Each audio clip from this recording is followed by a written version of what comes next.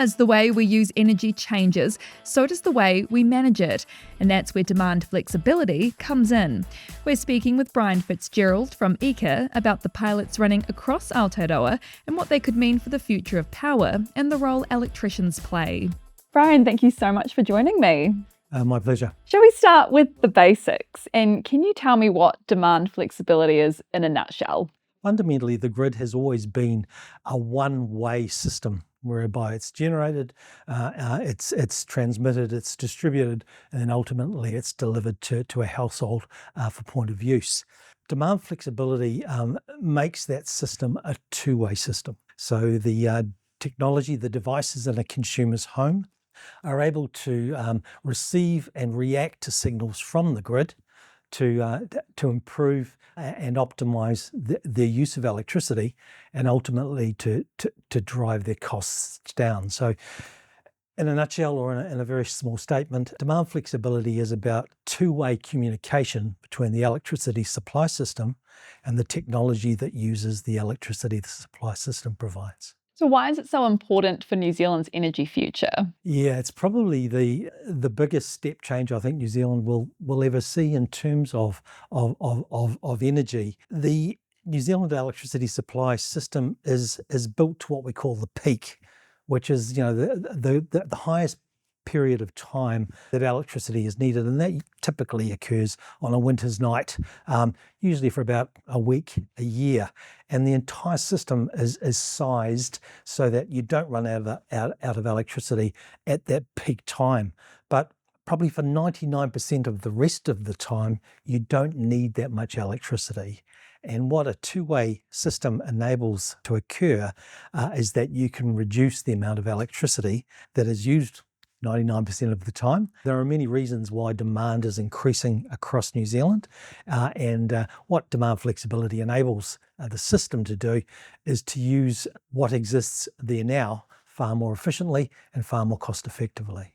So where do New Zealand's electricians then fit into the conversation around demand flexibility? They're absolutely critical, and I'd like to give you an example. As we speak, EECA are in the process of running a pilot up in the King Country in the Waikato called FlexTalk, where we are retrofitting connectivity to 100 households up there, and we have a team of electricians who are doing those installations for us. And they've worked with us right from the beginning of the pilot, which ultimately will turn into a much bigger national rollout of this technology into as many households as possible out there.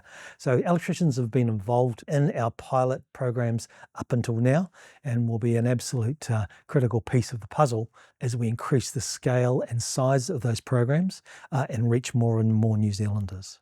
The pilots themselves, are sort of 500 home type sort of sized opportunities, but really they're just the tip of the iceberg, because there are 1.8 million residential homes out there in New Zealand. I would suggest many, if not most, householders wouldn't mind halving their electricity bill if nothing in their world changes. And so we do believe there's going to be huge demand for smart home connectivity, and the least cost way to enable that to occur is to retrofit that connectivity onto existing devices that you already own to enable that to occur. In the fullness of time, when you buy a device, it will be pre-configured to be able to be discovered by the brain and to be able to be seen within the system. Whether or not our customer chooses to be part of the process is entirely up to them, of course. But we would suggest that a lot of consumers, or if not most consumers, will be very keen to find out why this might be an opportunity for them. So are there any key things then that electricians need to be doing to future-proof their installation? I would suggest that they need to understand what demand flexibility is and why it matters, to ensure that they are a sort of a trusted source of advice to consumers. Demand flexibility as a concept might make perfect sense to people like myself or to electricians who work in the industry all the time, but to your average consumer, it really is a bit of a black hole of information. And what I would suggest that electricians could consider doing is getting the training done, getting themselves up to speed, so that when the inevitable questions do arise from consumers. They have the answers ready, available, and can speak confidently about exactly what the system is, what the benefits are, and why consumers should care. And what do you think, or how do you think are the best ways that they can have those conversations? I think the opportunity that demand flexibility will offer consumers and the marketing and outreach programs are going to get a lot of consumers very interested very quickly. In a very short statement, demand flexibility could halve your average consumer electricity bill, and the consumer will never even notice any change to anything they do. In fact, the consumers we're working with right now, we make a point of asking them, please don't change any of your behaviours.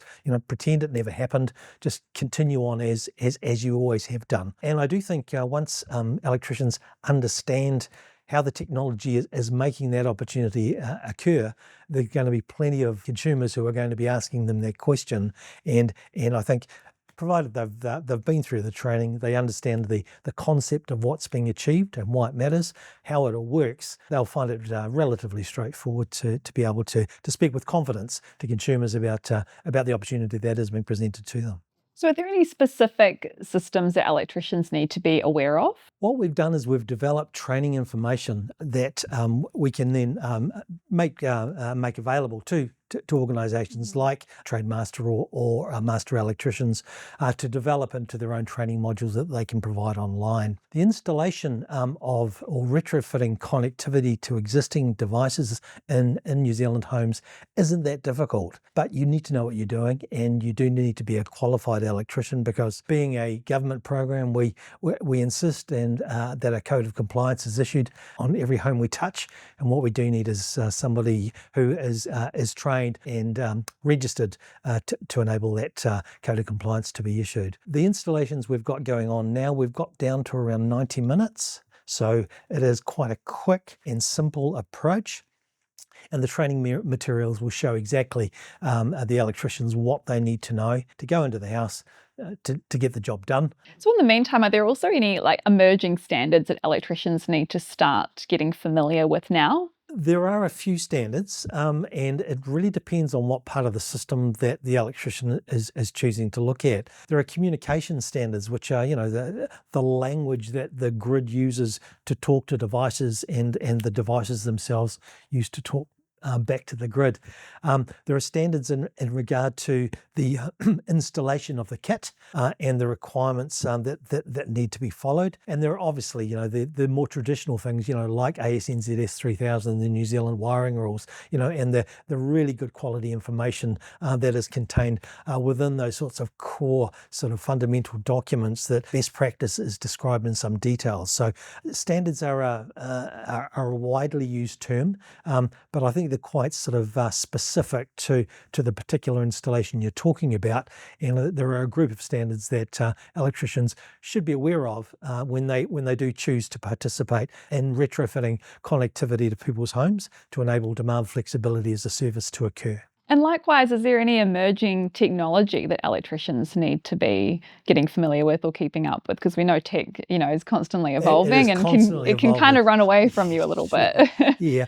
The key technology for a smart home, and when we talk about demand flexibility, that's what we're doing, is we are making a home smart and making the technologies within that smart home capable of talking to each other and then talking to the grid. And the way they talk to the grid is through a device which we call a HEMS, or a Home Energy Management System, and it's a round disc that sticks onto the wall. And I guess if I was to draw a parallel, probably something you would see with Siri or a Microsoft Apple, one of those round boxes that just sits there, and the brain of the system sits, and the algorithms and the machine learning, all of the clever stuff sits within the Home Energy Management System itself. And all of the homes that EECA are retrofitting with connectivity, that's the key piece of technology. Now, that will be quite new to a lot of electricians, and I would suggest that they certainly start to understand what those types of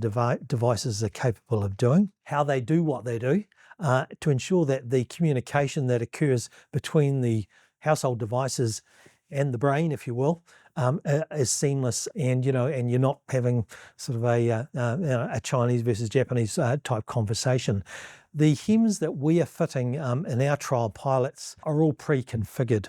And when the electrician gets to site, he does the installation of the connectivity onto the devices, and he boots up the HEMS, and it's very much like a Bluetooth finding a device, and we have an app available that the device pops up. The electrician can just make sure the connectivity signal is correct, the light goes green, and he's good to go. And that just happens for every device that's connected to the brain within the home. And electricians are going to need to have an app on their phone that enables them to commission the HEMS as well as fit the connectivity to the devices. So there's a little bit of learning there, but it is very intuitive and very straightforward. And if the training has gone through, the electricians we're working with today have all found it very straightforward and have made sure we've made it nice and easy for other electricians to understand. So why don't you tell me a bit more about the training then and sort of how you're supporting electricians in this space? Part of our pilots, we have developed a module that is being rolled out this week, and we've got 20 electricians in a room.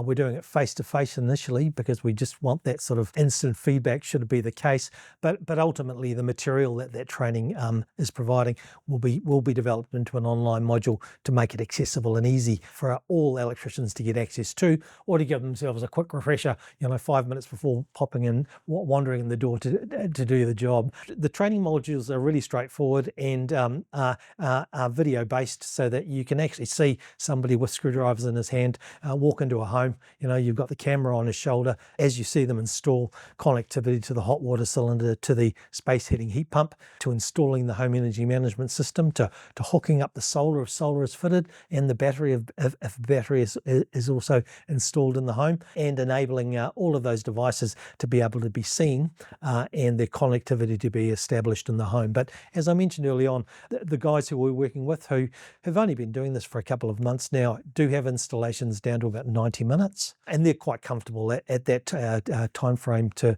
do the job. So we're confident that good, competent, well-qualified electricians won't find anything that's overly scary in this. It is something that they can get their head around, and will just be, we believe, an added opportunity for them as they go about their day-to-day business. So what would be one thing that you'd like New Zealand's electricians to know about demand flexibility? It's really simple to do, to install.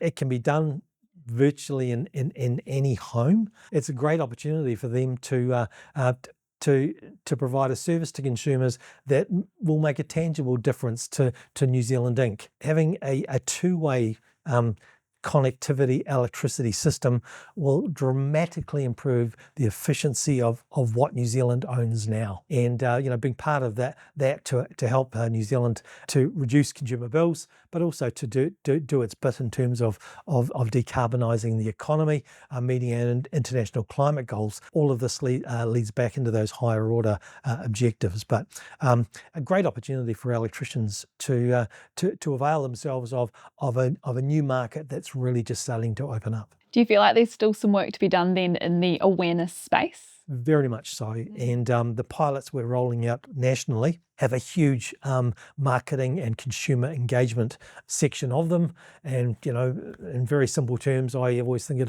of the student army knocking on everybody's door, sort of saying, if you're an electricity bill payer, have we got a deal for you?